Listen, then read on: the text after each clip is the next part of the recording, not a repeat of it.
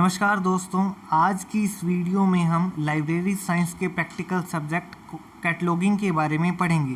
Cataloguing के अंदर जो उसका पहला प्रैक्टिकल सब्जेक्ट है क्लासिफाइड कैटलॉग कोड, उसके बारे में आज हम पढ़ेंगे। पिछली वीडियो में हमने एंट्रीज़ के दो पार्ट पढ़े थे, मेन एंट्रीज़ और एडेड एंट्री। इस वीडियो के अंदर हम मेन एंट्रीज़ के अंदर जो भी सेक्शन आते हैं वो सारे सेक्शंस के बारे में पढ़ेंगे कि वो कहाँ कहाँ कैसे कैसे लिखे जाते हैं। पिछली वीडियो में हमने कैटलॉग कार्ड के बारे में पढ़ा था, उसके साइज़ और उसकी दूसरी जानकारियों के बारे में। आज की इसकी वीडियो में सबसे पहले हम ये देख लेते हैं कि मेन एंट्री के जो सेक्शंस हैं वो कैटलॉग कार्ड में कहाँ कहाँ पर लिखे जाते हैं। कैटलॉग कार्ड की पहली लाइन को हमने लीडिंग लाइन के नाम से जाना था कि उसे लीडिंग लाइन कहा जाता है। उसी लीडिंग लाइन के अंदर हमें मेन एंट्री के पहले सेक्शन यानी कि लीडिंग सेक्शन को लिखना होता है। लीडिंग सेक्शन जो इसमें फर्स्ट वर्टिकल होती है, प्रथम शीर्ष जो है वहाँ से लिखा जाता है। प्रथम शीर्ष का मतलब है कि कैटलॉग कार्ड के अंदर दो खड़ी रेखाएं आपको दिखाई दे रही है। इसमें पहली रेखा जो है वो फर्स्ट वर्टिकल होती है। इसी फर्स्ट वर्टिकल से लीडिंग सेक्शन को शुरू किया जाता है। उसके बाद हम अगली लाइन में चलें तो मेन एंट्री का दूसरा सेक्शन होता है हेडिंग सेक्शन यानी कि शीर्ष अनुच्छेद। शीर्ष अनुच्छेद को हमें सेकंड लाइन से लिखना होता है जो कि लीडिंग लाइन से नीचे की तरफ लिखी जाती है और ये द्वितीय रेखा से यानी कि द्वितीय शीर्ष से शुरू होती है, यानी कि जो सेकंड वर्टिकल है वहाँ से शुरू होती है। लेकिन जैसे कि आपको कैटलॉग कार्ड में डैश डैश दिखाई दे रहा है, वो अगली लाइन में आके फर्स्ट वर्टिकल से शुरू हो जाता है। उसी तरह जैसे मान लीजिए अगर हेडिंग सेक्शन के अंदर आपको एक बड़ा सा टाइटल दे दिया जाए, बड़ी सूचना आपको जो लिखनी है वो ज़्यादा बड़ी दे दी जाए, तो उसको आप लगातार लिखते जाएंगे और जैसे ही नेक्स्ट लाइन में आएंगे तो नेक्स्ट लाइन को आप फर्स्ट वर्टिकल से शुरू करेंगे। उसके बाद थर्ड हमारा सेक्शन आता है मेन एंट्री का टाइटल सेक्शन। टाइटल सेक्शन को हेडिंग सेक्शन की अगली लाइन से शुरू करते हैं, यानी कि जहाँ पे हेडिंग सेक्शन ख़त्म होता है उसकी अगली लाइन से हमें टाइटल सेक्शन को शुरू करना होगा। टाइटल सेक्शन भी सेकंड वर्टिकल से शुरू होता है। उसके बाद नोट सेक्शन आता है। नोट सेक्शन को टाइटल सेक्शन की अगली लाइन से शुरू किया जाता है, ये भी सेकंड वर्टिकल से शुरू होता है। उसके बाद एक्सेशन नंबर आता है यानी परिग्रहण संख्या। परिग्रहण संख्या को फर्स्ट वर्टिकल से लिखा जाता है। फर्स्ट वर्टिकल से ही इसे शुरू करेंगे।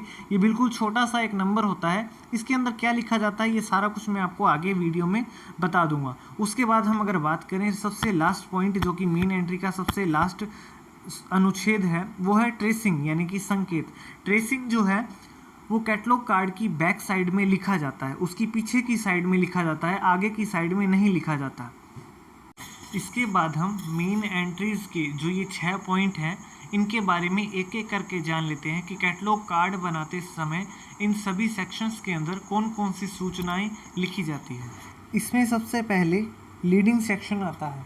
लीडिंग सेक्शन जैसे कि हमने पहले जाना कि इसे लीडिंग लाइन में लिखा जाता है और फर्स्ट वर्टिकल से शुरू किया जाता है। इसके अंदर कौन सी सूचना आती है, इसमें आता है कोल नंबर। कोल नंबर यानी कि कोल नंबर कैसे बनता है, क्लास नंबर, बुक नंबर और कलेक्शन नंबर को मिला के कोल नंबर बनता है, उसे इसमें लिखा जाता है।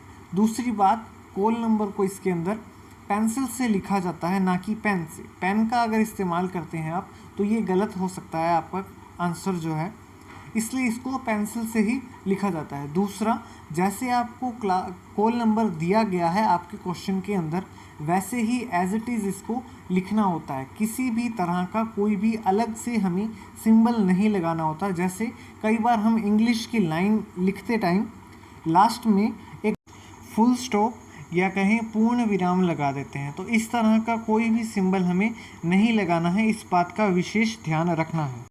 मेन एंट्री का दूसरा सेक्शन होता है हेडिंग सेक्शन।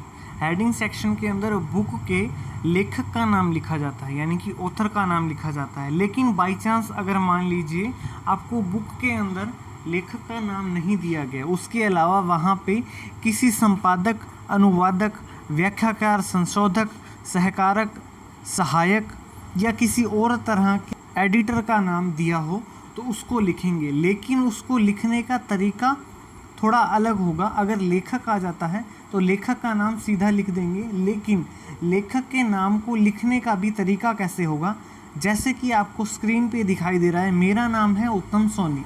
अगर उत्तम सोनी को हम हेडिंग सेक्शन में लिखते हैं तो सबसे पहले आपको लेखक के जो सरनेम है उसको कैपिटल में लिखना होगा। उसके बाद जो उसका नेम होगा यानी कि सरनेम के अलावा जो भाग बच जाएगा उसको हमें ब्रैकेट के अंदर लिखना है, छोटे ब्रैकेट के अंदर लिखना है, सिंपल वर्ड्स के अंदर, जैसे आपको स्क्रीन में दिखाई दे रहा है। लेखक का नाम तो आप इस तरह से लिख देंगे, लेकिन मान लीजिए अगर लेखक ना देकर उसके अलावा कोई भी एडिटर दिया गया है तो उसको कैसे लिखेंगे। सबसे पहले तो उस एडिटर का, जैसे लेखक का नाम हमने लिखा है, पहले सरनेम कैपिटल में, उसके बाद उसका बचा हुआ नेम लिखना है, लेकिन उसके बाद आपको एक कोमा लगाना है। कोमा के बाद ये आपको लिखना है कि वो उसका पद क्या है, यानी कि एडिटर है या ट्रांसलेटर है या रिवाइज़र है या असिस्टेंट है या कंपेलर है, क्या है उसका पद लिखना है। लेकिन पद को पूरा नहीं लिखना है, पूरा नाम नहीं लिखना है। जैसे मान लीजिए एडिटर है तो उसके लिए एक शॉर्ट फॉर्म बनाई गई है कि आपको सिर्फ ईडी लिखना है। उसी तरह एडिटर की जगह अगर ट्रांसलेटर, कमेंटेटर या उसके अलावा कोई वर्ड आ जाए तो इसी तरह से आपको उसका शॉर्ट वर्ड लिखना होगा और उस पद को अंडरलाइन कर देंगे। इस सूचना को हमें पेन से ही लिखना है, पेंसिल से नहीं लिखना है। और जब ये सूचना समाप्त हो जाती है, यानी कि लेखक या एडिटर का जो भी हमें नाम दिया गया है वो नाम हेडिंग सेक्शन में लिखने के बाद हम लास्ट में बिल्कुल डॉट लगा के उस लाइन को ख़त्म कर देंगे। डॉट अगर नहीं लगाएंगे तो आपका जो आंसर है वो गलत हो जाएगा। तीसरे नंबर पर आता है टाइटल सेक्शन, यानी कि आख्या अनुच्छेद। जैसा कि नाम से ही पता चलता है कि इस सेक्शन के अंदर हमें ग्रंथ का टाइटल लिखना है, यानी कि उसका जो बुक का नाम है वो पूरा नाम लिखना है। उसके अलावा इसी सेक्शन के अंदर दो सूचनाएं और आती है। पहली सूचना है ग्रंथ का संस्करण, यानी कि कौन सा एडिशन है वो बुक का, वो एडिशन नंबर लिखना है। अगर पहला एडिशन है तो कोई नंबर लिखने की ज़रूरत नहीं है। अगर पहले एडिशन के अलावा कोई दूसरा एडिशन है, तीसरा है, चौथा है, या जो भी नंबर का एडिशन है वो एडिशन नंबर लिखना होगा। उसके अलावा तीसरी सूचना आती है कि अगर कोई कोलैबोरेटर के संबंधित कोई सूचना दी गई है तो उस सूचना को हमें इसी सेक्शन के अंदर लिखना होगा। इसको भी हम पेन से ही लिखते हैं और लास्ट में फुल स्टॉप लगा के इस सेक्शन को ख़त्म कर देते हैं। इसके बाद चौथा सेक्शन आता है नोट सेक्शन। जैसे कि नाम से ही पता चलता है कि यहाँ पे आपको एक नोट लिखना होगा। वैसे इसके अंदर टोटल 6 प्रकार की टिप्पणियाँ या कहीं नोट लिखे जा सकते हैं, जो कि इस तरह से है। ये जो 6 आपको सेक्शन दिए गए हैं, आगे टिप्पणियाँ दी गई हैं, इन टिप्पणियों के बारे में आपको बुक के अंदर दिया गया होता है। जैसे आप किसी बुक का कैटलॉग कार्ड बनाते हैं तो उसके बारे में आपको दिया गया होता है कि ये इसका नोट है, इस बुक के अंदर इस तरह से कुछ जानकारी दी गई है, या जो भी उसके बारे में नोट में लिखने के लायक होगा वो उसके अंदर आपको अलग से दे दिया जाएगा। बात करें अगर हम क्वेश्चन की, तो क्वेश्चन का आंसर जब हम निकालते हैं तो क्वेश्चन में भी आपको साफ साफ बिल्कुल लास्ट में ये लिखा हुआ दे दिया जाता है कि नोट लिख के उसके आगे 1 या 2 लाइन में या 4 लाइन के अंदर जो उस बुक के बारे में नोट लिखने की बात है वो सारा कुछ उसके अंदर दे दिया जाता है। आपको बस उसको वैसे के वैसे बिल्कुल डिट्टो ही वहाँ आंसर के अंदर उतार देना है और अपना आंसर कंप्लीट कर लेना है।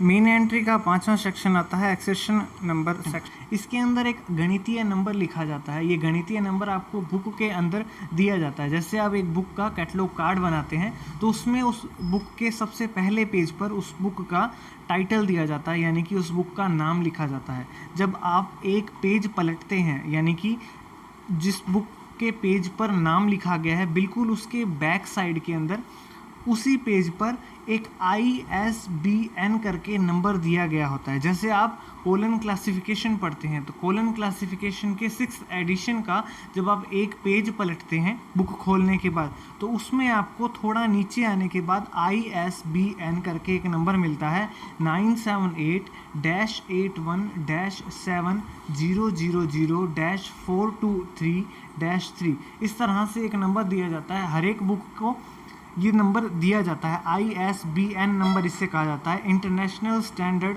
बुक नंबर इससे कहा जाता है। तो ये नंबर आपको एक्सेशन नंबर के अंदर लिखना होता है। ये पेन से ही लिखा जाता है और इसके बाद या इससे पहले किसी तरह का सिंबल इस्तेमाल नहीं होता।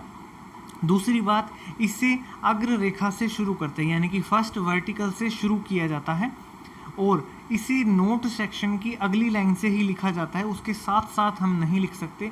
नोट सेक्शन में फुल स्टॉप लगा के नोट सेक्शन को ख़त्म कर दिया जाता है। उसके बाद अगली लाइन से फर्स्ट वर्टिकल से ISBN नंबर यानी कि एक्सेशन नंबर लिखा जाता है। मेन एंट्री का सबसे लास्ट सेक्शन है ट्रेसिंग सेक्शन।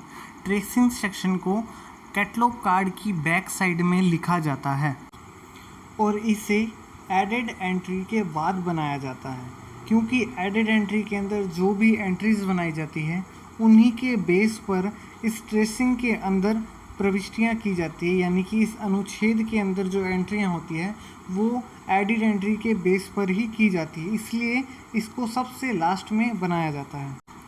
इसे पेन से लिखा जाता है। उसके अलावा इसमें इसको लिखने का जो भी प्रोसेस होता है वो जब हम इससे रिलेटेड कोई क्वेश्चन करेंगे तब उसमें हम जान लेंगे कि इसमें कौन कौन से तरीके से कैसे कैसे इसे लिखा जाता है। इस वीडियो में हमने मेन एंट्री के 6 अनुच्छेदों के बारे में पढ़ा। अब अगली वीडियो में हम मेन एंट्री से रिलेटेड 1 या 2 क्वेश्चन के आंसर बना के देख लेंगे ताकि हमें मेन एंट्री समझ में आ जाए। अगर आपको ये वीडियो पसंद आई है तो इस वीडियो को लाइक ज़रूर करें, हमारे चैनल को सब्सक्राइब करें ताकि हम और नई से नई वीडियो डालने के लिए मोटिवेट हो सकें। साथ ही मैसेज के द्वारा आप तक वो वीडियो पहुंच जाए।